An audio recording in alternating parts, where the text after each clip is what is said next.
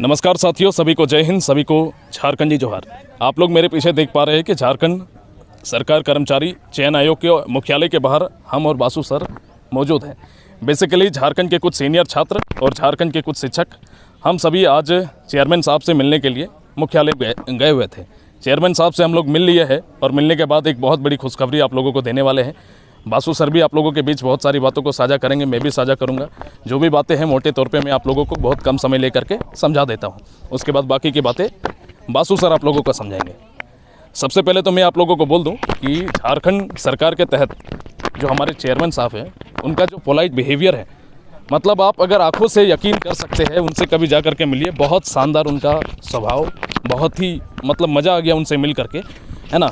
ये एक जेंटलमैन की तरह अगर हम लोग बात करें तो एक पदाधिकारी के तौर पर हम लोग भले ही कुछ भी कमेंट कर दें, लेकिन वो बंदा, वो जो व्यक्ति है बहुत ही शानदार है ना। उनका जो व्यक्तित्व है वो बहुत ही शानदार है। खैर, उनसे हमारी बात हुई, लगभग हम लोग 10 से 15 मिनट गुफ्तगू किए और CGL के अलावा बाकी सभी एग्जामिनेशन के बारे में भी हम लोगों ने बात किया।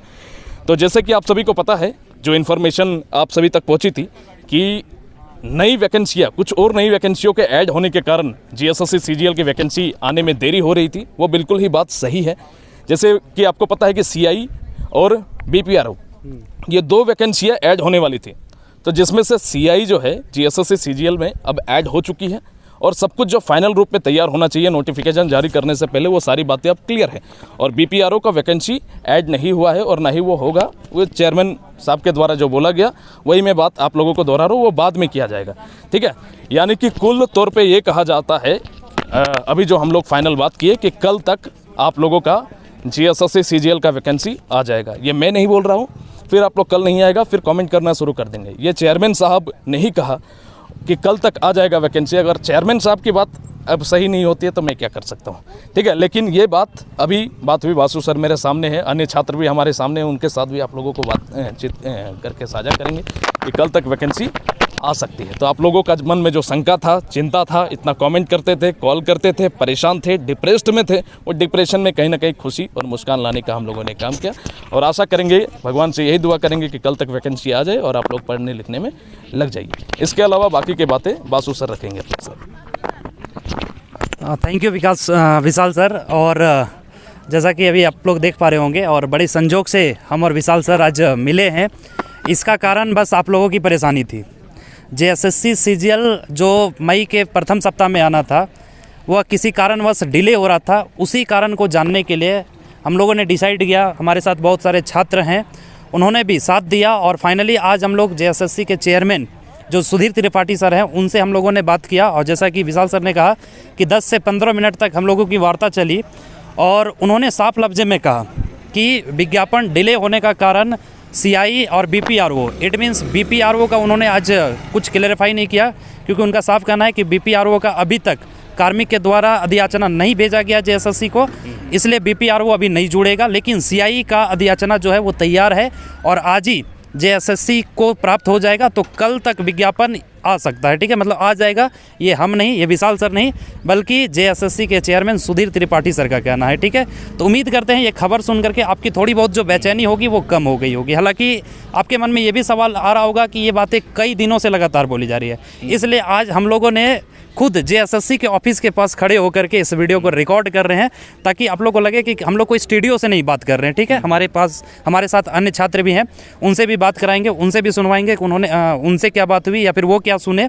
लेकिन ये आप मान करके चलिए कि जैसा कि सुधीर त्रिपाठी सर ने कहा कि आज कार्मिक विभाग के द्वारा CI का अधियाचना आ जाएगा, और उन्होंने सीटों का भी जिक्र किया था, शायद विशाल सर 180 कहा था ना, 180 सीटों मतलब को जोड़ा जा रहा है। तो ओवरऑल लगभग 2000 के आसपास में जो सचिवालय का विज्ञापन है वो कल तक आ जाएगा, ये चेयरमैन साहब का कहना है। बहुत ज़्यादा डिले हो सकता है, तो मेरे अनुसार परसों जा सकता है, लेकिन कल ही इसका 100% संभावना है कि आ सकता है। तो उम्मीद करते हैं आप लोग के चेहरे पे एक रौनक आई होगी, क्योंकि हम और विशाल सर रात से ही काफ़ी परेशान हैं और आसान नहीं होता है GSSC के जो चेयरमैन है सुधीर त्रिपाठी सर से मिलना। लेकिन फाइनली अथक प्रयास के बाद उन्होंने हम लोगों को समय दिया और बहुत ही पोलाइटली, लगा ही नहीं कि वो अधिकारी है, बस ऐसा लगा कि वो फ्रेंड है, फ्रेंडली हम लोग को कोऑपरेट किए, फ्रेंडली हम जैसे हम लोग देखते हैं कि जो इतने बड़े पद पे रहते हैं वो लोगों का खुद वो इंसान जो है एसी के कमरे से बाहर आकर के एक जनता दरबार की तरह लगा करके, है ना, और खुद अपनी आवाज़ लोगों के द्वारा नहीं, खुद वो अपनी आवाज़ से बुला रहे थे कि विशाल जी आइए, ऐसे करके, है ना।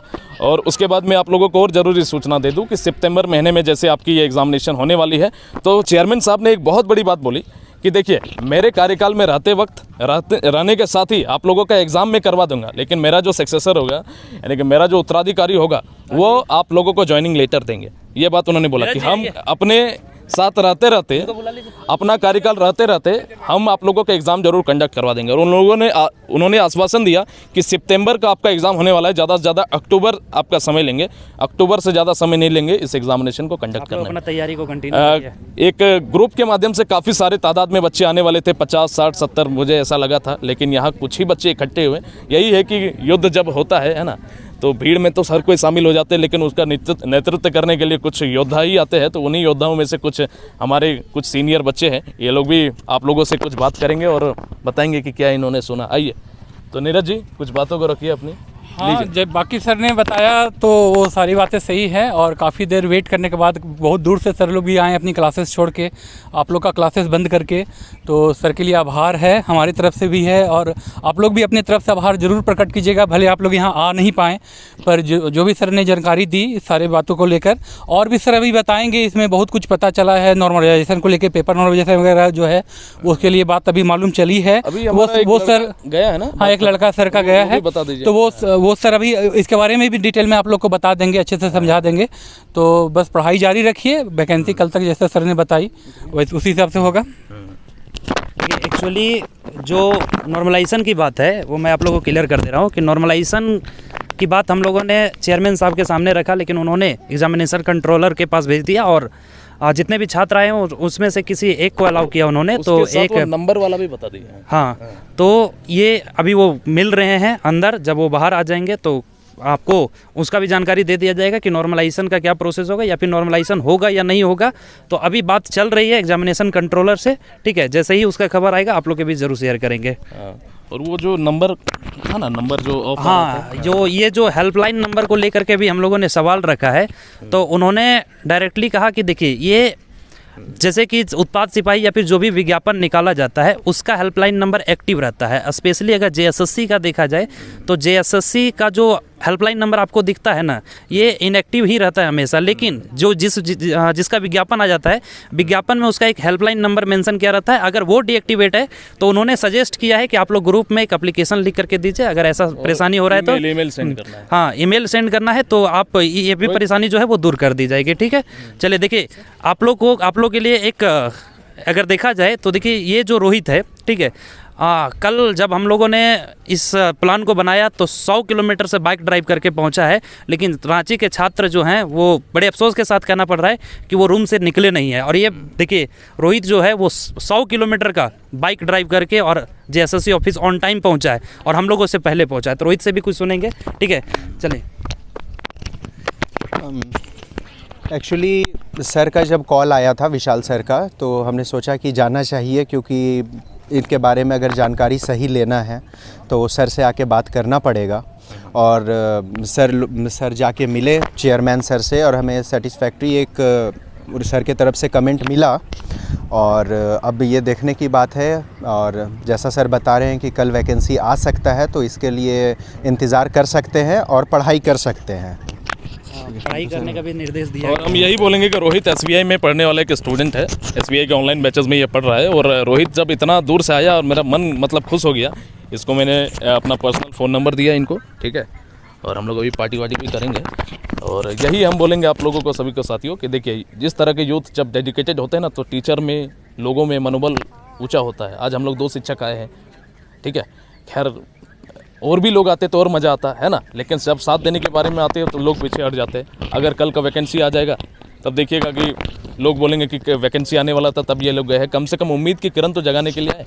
खैर, जो भी है, अब रोहित के बारे में मैं इतना ही बोलूँगा कि रोहित जब इतना दूर से आया है ट्रैवल करके, मुझे बहुत अच्छा लगा। एसबीआई का ये छात्र है, और एसबीआई में अब से कोई भी बैच में ये पढ़ना चाहे, ठीक है, एसबीआई में इन्होंने जेएसएससी सीजीएल का बैच लिया है, तो जेपीएससी की भी अगर ये तैयारी करे या कोई भी और कोर्स लेना चाहे तो इनको 1 रुपये भी पैसा अब नहीं लगेगा। सब कुछ इनके लिए निःशुल्क रहेगा। नोट से लेकर के SBI में कोई भी चीज़ होगी इनके लिए निःशुल्क रहेगा, ठीक है। तो ये इनका यहाँ तक आने का इनाम मेरी तरफ से रहेगा। थैंक यू सो मच, जय हिंद। पढ़ाई करते रहिए, अब कल वैकेंसी आ जाती है तो कल मिलते हैं। Thank you.